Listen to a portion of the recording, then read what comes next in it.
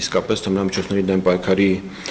օրը պատահարիթ է եւս մեկ անգամ խոսելու ոլորտում առկա խնդիրների մասին եւ նաեւ ներկայացնելու այն աշխատանքները, որոնք կատարում են պատկան մարմինները այս ուղղությամբ։ Այն փաստը, որ թմրամիջոցների դեմ պայքարի օրը նշվում է միջազգային մակարդակով, վկայում է այն մասին, որ սա իրոք անդրազգային բնույթ կրող սպառնալիք է եւ միջազգային հանրությունը պետք է համախմբի, կոնսոլիդացնի իր ամբողջ ներուժը արկա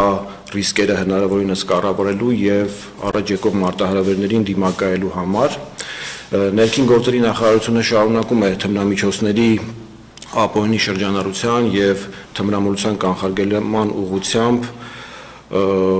նպատակային եւ համակարգված միջոցառումները, հնդածած դրանք համապատասխանեցնելով նաեւ նկատվող միտումներին եւ առաջ եկող սպառնալիքներին։ Ես որոշակի թվային պատկեր ներկայացնեմ, այնուհետև եթե հարցեր կլինեն կպատասխանենք նաեւ հարցերին, ուրեմն 2026 թվականի 5 ամիսների ընթացքում արձանագրվել է թմրամիջոցների հետ կապված ընդհանուր առմամբ 1313 հանցագործության դեպք,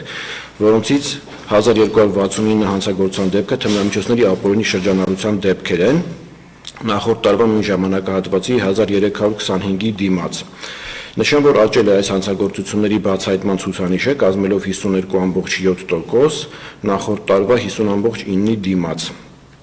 Նույն ժամանակահատվածում արձանագրվել է թմրամիջոցների իրացման 757 դեպք, նախորդ տարվա 802 դեպքի դիմաց, այստեղ նույնպես ունենք բացահայտման ցուցանիշի աճ, այն կազմել է 21%, նախորդ տարվա 19.3-ի դիմաց։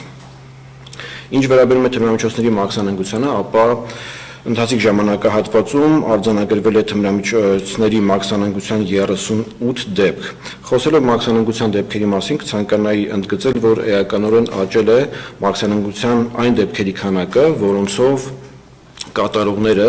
հանցագործության կատարողների նկատմամբ հարուցվել է քրեական հետապնդում, այսինքն նրանց տրվել է մեղադրյալի կարգավիճակ։ Սա խոսում է այն մասին, որ բարելավել է մաքսանենգության դեպքերի բացահայտման աշխատանքների որակը, այսինքն այդ աշխատանքներում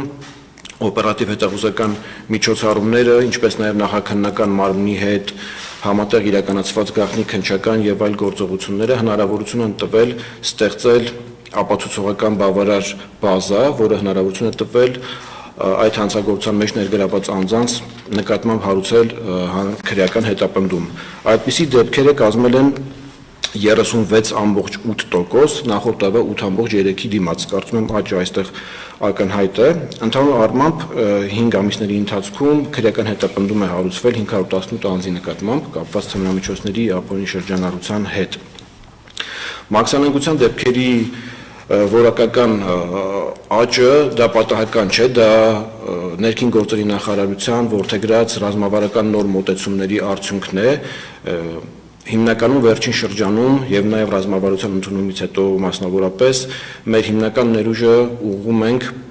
մաքսանենգ ճանապարհով թմրամիջոցների ապօրինի ներկրման մեծ խմբականակների հայտնաբերմանը եւ սա նաեւ դրա արդյունքն է։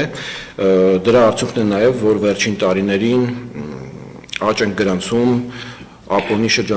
շրջանառությունից դուրս բերված թմրամիջոցների ծավալի առումով։ Իհարկե կիսամյակային առումով տվյալները փորձաքրեագիտական հաստատությունների կողմից ամփոփվում են եւ կիսամյակի ավարտից հետո կներկայացվեն, բայց այս պահին ես կարող եմ ներկայացնել միայն ոստիկանության ստորաբաժանումների կողմից ապօրինի շրջանառությունից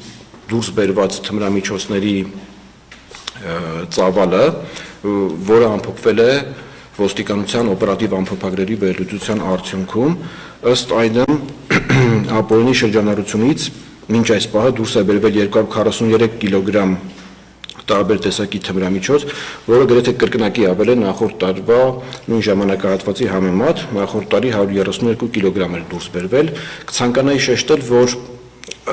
այս ընդհանուր կառուցվածքում թմրամիջոցների իր տեսակարար կշռով ավելացել է նաև սինթետիկ թմրամիջոցների հայտնաբերման ծավալը, մասնավորապես մետամֆետամին տեսակի թմրամիջոցի, որը Հայաստանում